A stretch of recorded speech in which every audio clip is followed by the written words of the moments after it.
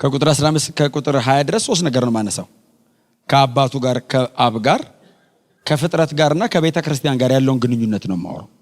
የክርስቶስ ኢየሱስን ማንነት ጳውሎስ ያቀረበው በዚህ ነው። የክርስቶስን ሱፐርማሲና ሰፊሺየንሲ ኦፍ ክራይስት ነው። የክርስቶስ ልህቀት ብቻ ሳይሆን ብቁነት፣ በቂነት በጣም ሪች ነው። ባይዘው ጌታ የተባረከ ይሁን። እምናምነውን ማወቅ አለብን።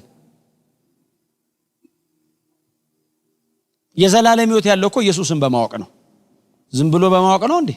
የሆነ ነገር በማወቅ አይደለም። ኢየሱስ ክርስቶስን ማወቅ አለ። መስቀል ላይ ሲሞት ምንድነው የሰራው? ማወቅ አለብኝ። ታዲያ በምንድነው የዘላለም ሕይወት ሰው የሚያገኘው?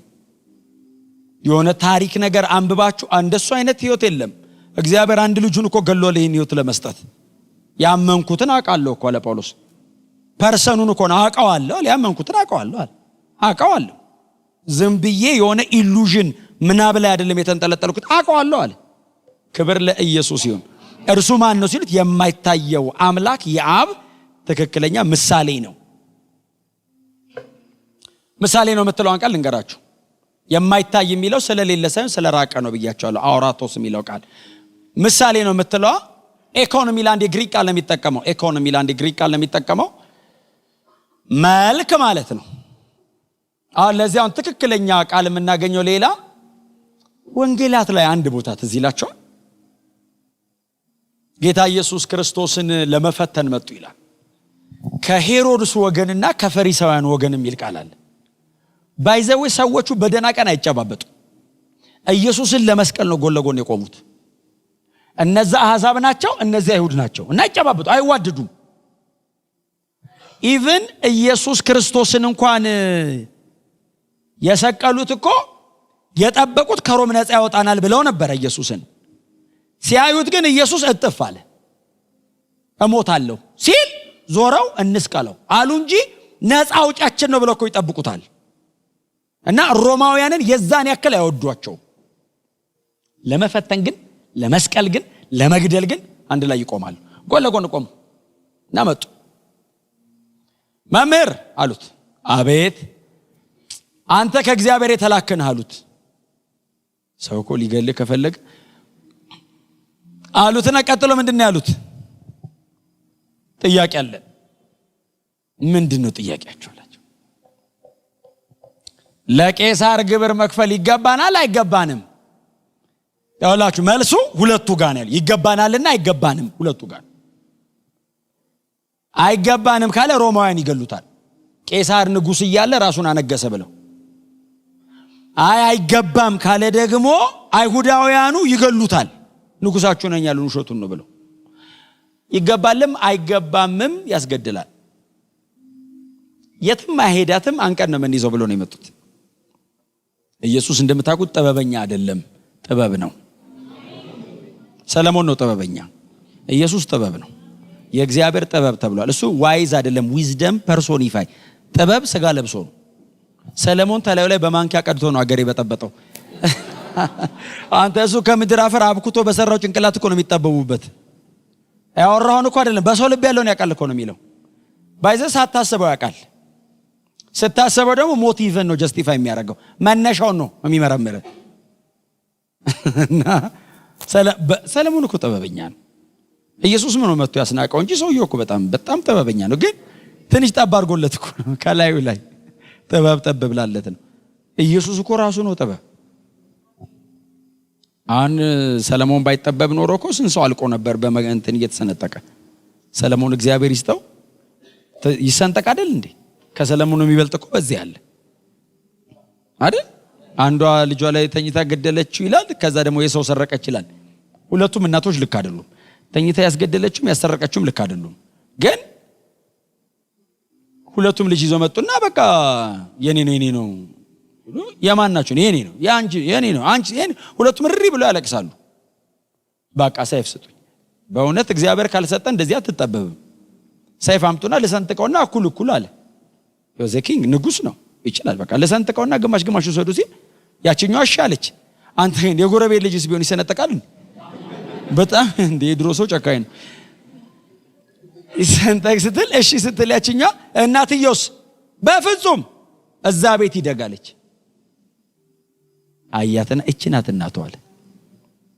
ልጄ ነው አለች። አዎ ግን እዛ ቤት ሲያድግ ለምን ይሰነጠቃል አለች። እውነቷን ነው። እቺ ናት እናቷ አለ። በእርግጥ ኢየሱስ ከሰለሞን ይበልጣል። እና መጥተው ኢየሱስን ሲጠይቁት ጌታ ኢየሱስ ክርስቶስ ጨርስ ጌታ ኢየሱስ ክርስቶስ እስቲ ሳንቲም አምጡ አለች። ምስል የሚለውን ምስል ነው ኤኮን የሚለው የግሪክ ቃል ድጋሚ የገባበት ክፍል ነው። እስቲ አምጡ አለች። ሲሰጡት እንደዚህ ያየው ሳንቲሙን እና እንደዚህ ያየው እና ሰጣቸው። ምስልና ጽሑፉ የማን ነው ሲል ምስል አለው እና ምስሉ የተቀረጸ ነው። የጢባሪዮስ ቄሳር ነው። በዛ ጊዜ የአውጉስጦስ ቄሳር ልጅ ማለት ነው። የጢባሪዮስ ቄሳር ነው ምስሉ። ጽሑፉ ደግሞ ሲገለበጥ ምን ይላል? የሕያው የአውጉስጦስ ቄሳር ልጅ ጢባሪዮስ ቄሳር የሚል ጽሑፍ አለው ሳንቲሙ ላይ። በዛ ዘመን የነበረውን ነው እየነገርኳቸው ያለሁት። አሁን የኛ ሳንቲም ሲገለበጥ እንዳለው እንደ ይጽፉበታል። ምስሉና ጽሕፈቲቱ የማን ናት ሲል ጮክ ብለው ሊገሉት ነው። የቄሳር ሲሉት የቄሳርን በመልክ ስጡ አለ። የእግዚአብሔርን ሳንቲሙ ላይ ያለ የቄሳር መልክ ነው፣ እናንተ ላይ የኔ ነው አለ። ሳንቲሙ ስጡትና ነው አላቸው።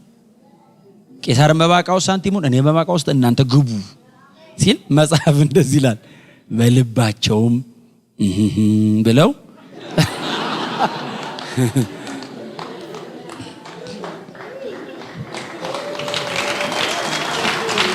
ጌታ ይባረክ። ምስል የሚለው የተቀረጸ ኤግዛክትሊ ራሱ ማለት ነው።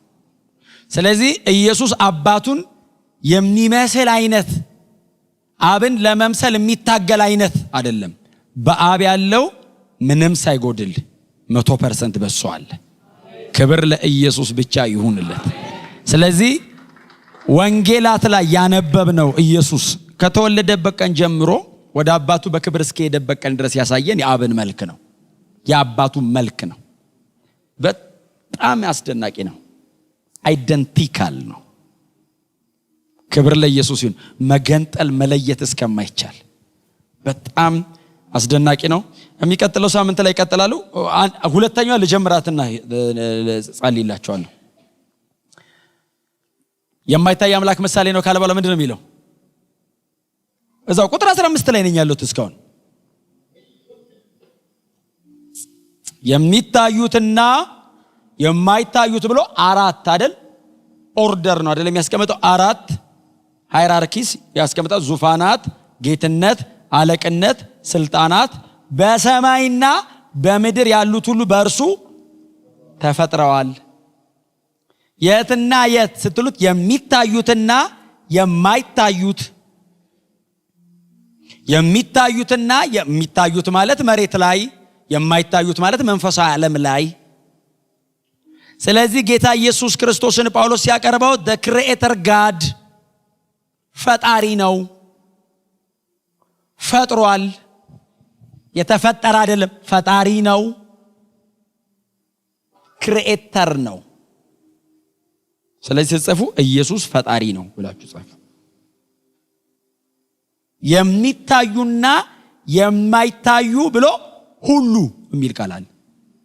ስለዚህ የሚታይ ማለት መሬት ላይ ማቴሪያል ሪልም ነው። የማይታይ ማለት ስፒሪት ዳይሜንሽን ነው፣ መንፈሳዊ ዓለም ነው። መንፈሳዊ ዓለም ማለት ኤንጀሊክ ኦርደር መላእክትን ጨምሮ ማለት ነው። ዙፋን፣ ጌትነት፣ አለቅነት፣ ስልጣን የሚባለው የተፈጠረ ነገር በሙሉ የተፈጠረው በክርስቶስ ነው። አብ በክርስቶስ በኩል ነው የፈጠረው። ዓለማትን በፈጠረበት በልጁ አይደል የሚለው?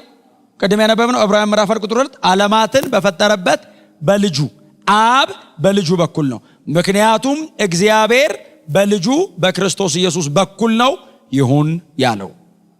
ኢየሱስ የእግዚአብሔር አሜን ነው። ሁለተኛ ቆሮንቶስ ምዕራፍ 1 እናንተ ቤት ስትገቡ አንብቡት።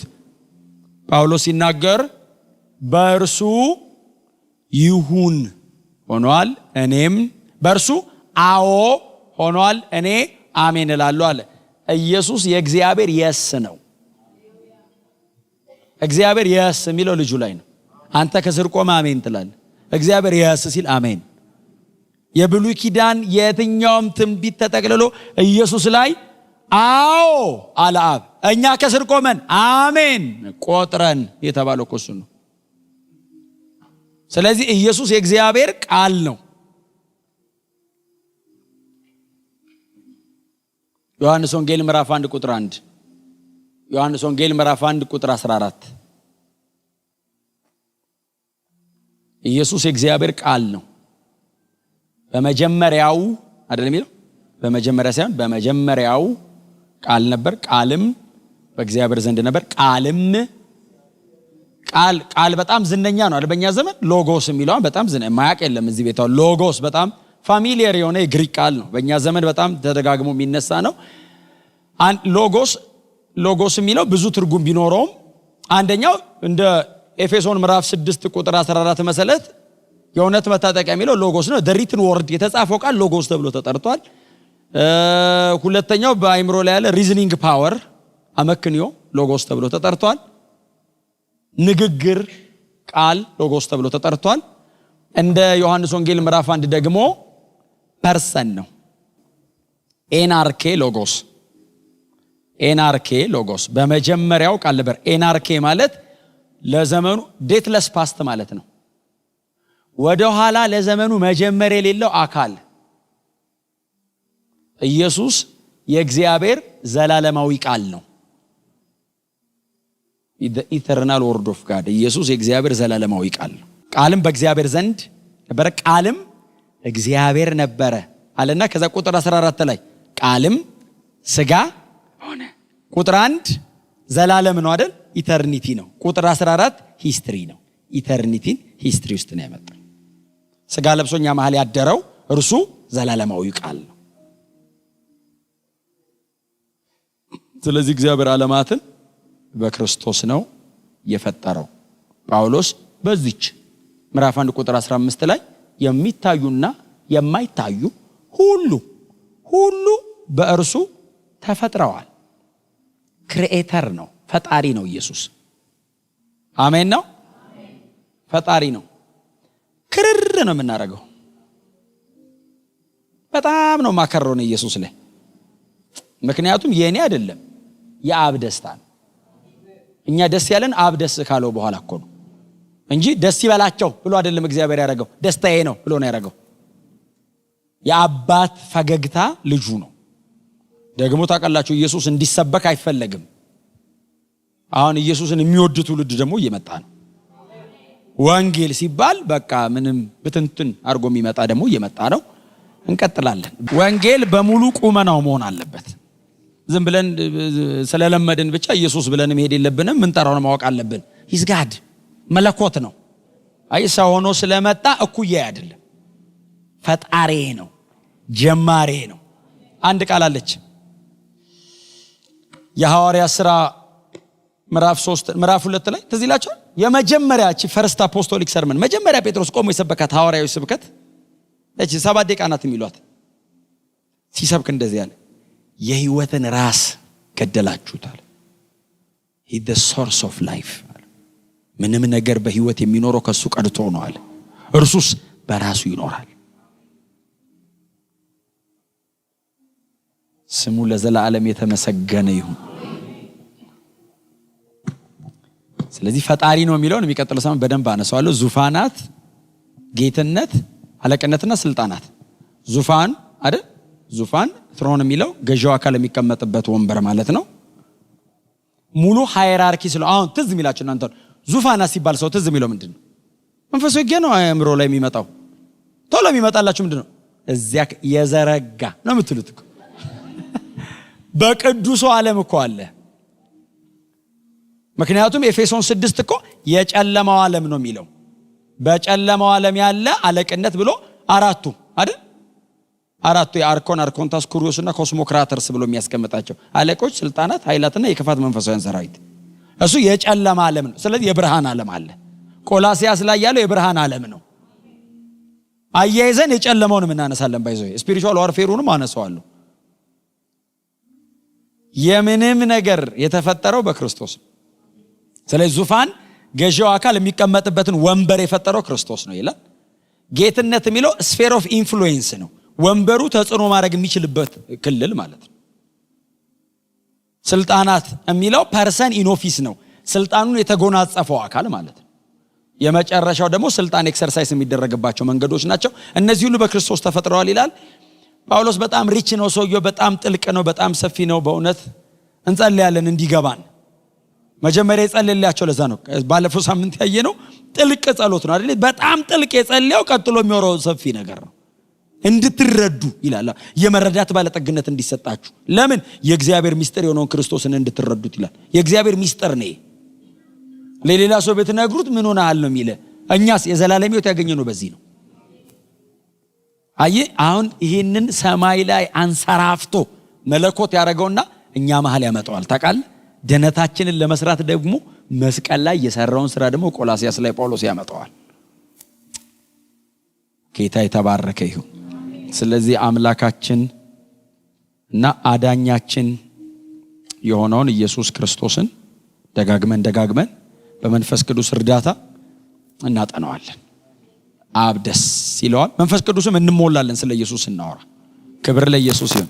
ስለዚህ ጴጥሮስ ሰላም ሲላቸው ሁለተኛ ጴጥሮስ ምዕራፍ 1 ላይ our God and Savior ይለዋል። ኢየሱስን አምላካችንና አዳኛችን ነው ይለዋል።